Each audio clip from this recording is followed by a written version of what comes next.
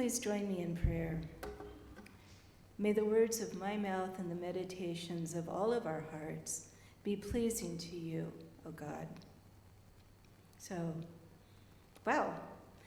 It was a long passage, and so it will be a short sermon. Welcome to the fourth Sunday in Lent. Our reading today has a theme of blindness and sight, and it's centered on direct experience and questions and interpretation of experience.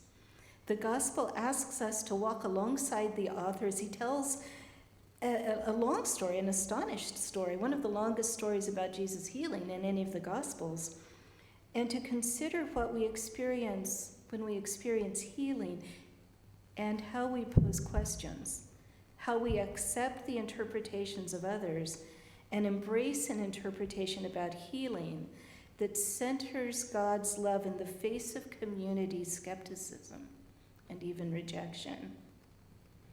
So who is this Jesus, right? This is kind of central to this passage. Teacher, healer, light of the world. And throughout John, we've seen these questions. Nicodemus, right? Asking. The woman at the well, wondering. The people in the Jerusalem temple, right? He causes an uproar. They're wondering, who is he? We read of questions asked again and again by curious people, sometimes by a skeptical religious community, and sometimes by outsiders with whom Jesus speaks. Now, here he is, on the Sabbath, healing a suffering man and prompting yet again questions about who he is and by what authority he acts. The story about healing and sight, both physical and spiritual, and enlightenment, who experiences it, who does not, is also a story about consequences. Consequences to people who perceive Jesus to be the anointed one, the Messiah, who see him for who he is, and about how that recognition happens. And so let's fairly quickly, I promise, walk through the story. First, it opens with questions of suffering and guilt. The man is blind and a beggar, and they want to know why. The disciples ask Jesus, is it something he did or something his parents did? The presumption here is that suffering is caused by sin, that it is a punishment for prior action. And Jesus says no, that this man's blindness can be a moment in which God's work in the world is revealed, and this is what he proceeds to do. And so we witness Jesus as a healer. He heals the blind man through a mysterious process, which the man follows apparently without hesitation. We don't know what it means. There's mystery here. Why the mud, right? An echo of God's creation of Adam in Genesis, made out of earth, made out of dirt. Why the washing in the pool of Siloam, which is a richly significant place in the context here. It's a constructed pool in Jerusalem that for the Jews for years, centuries, has signified God's care, God's provision. It's a symbol of life and divine blessing. And as the gospel says, it means sent, so Jesus is sent. It's a key water source for the city. Jesus as living water, the sacrament of baptism, right? Text is so layered. Jesus has healed in the past without any recorded procedures.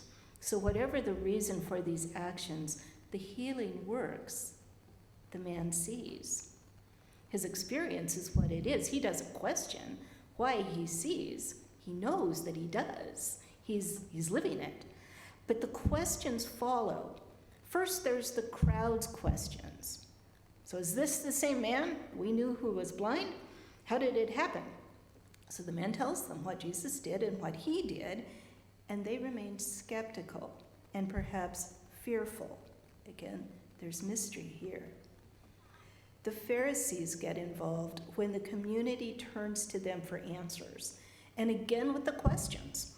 The healed man tells them the same thing he's told the general crowd.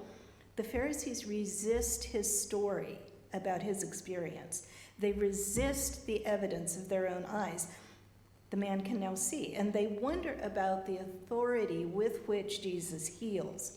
If he were righteous, that is, not a sinner, not impure, doing stuff on the Sabbath, he wouldn't have healed on the Sabbath, they say. And at this point, questions turn into weapons. Questions become bullying in a way. Here's where I pause in this gospel reading. I'm cautious. This story makes me question and wonder about things, because questions can be really good things, right? We are inundated with stories on social media and in the news, and commentators and podcasts.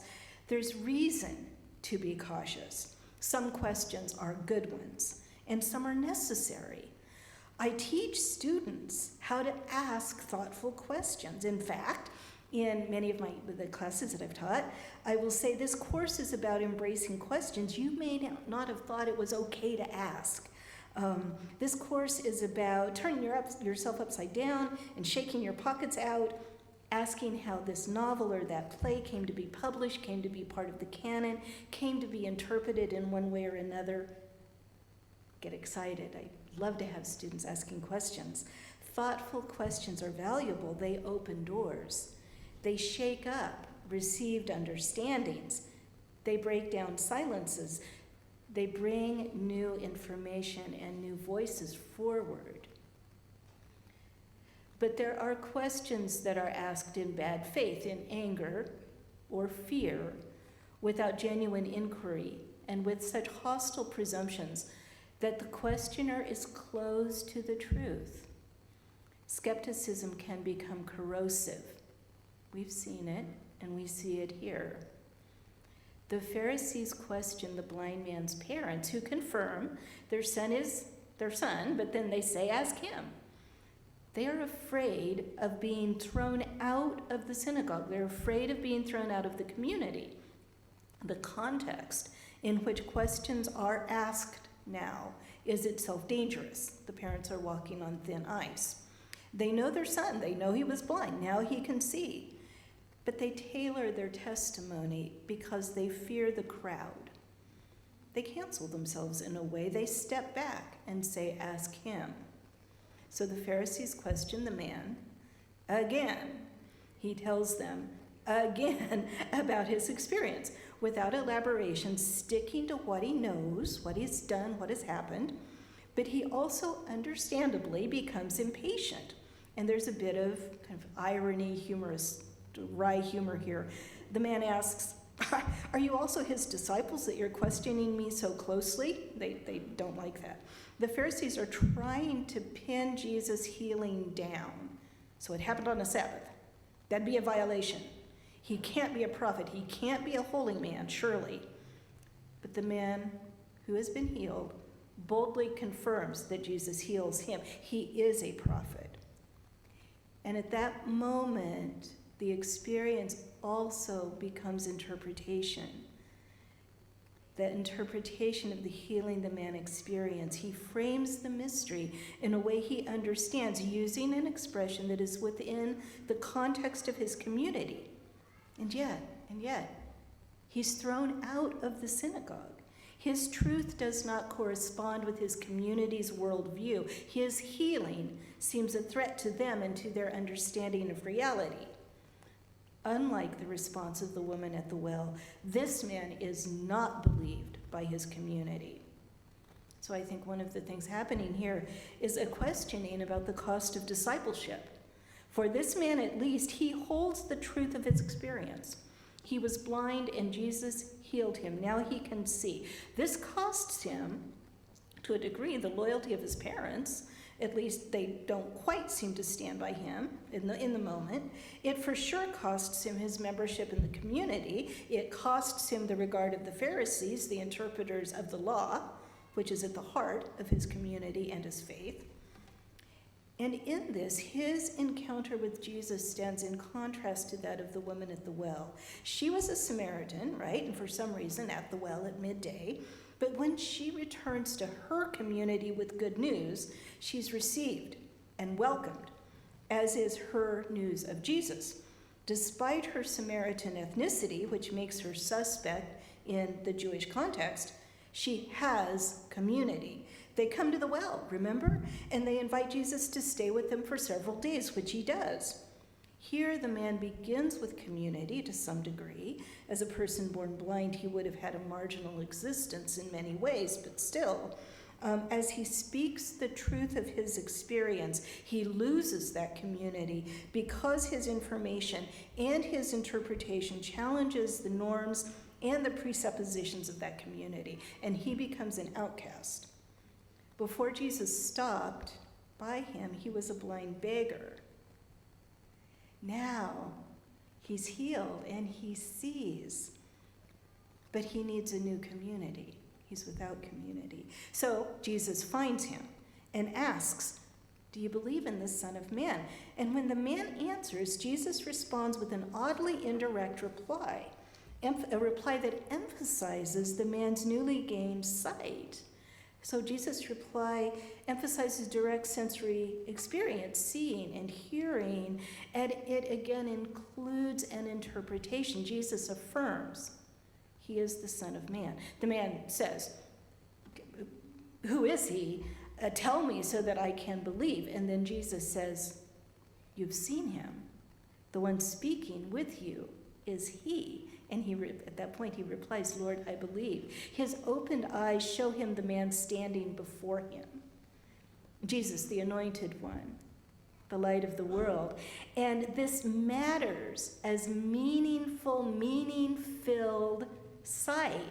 It becomes an affirmation of Jesus' identity. He believes what Jesus says. He knows he's been healed.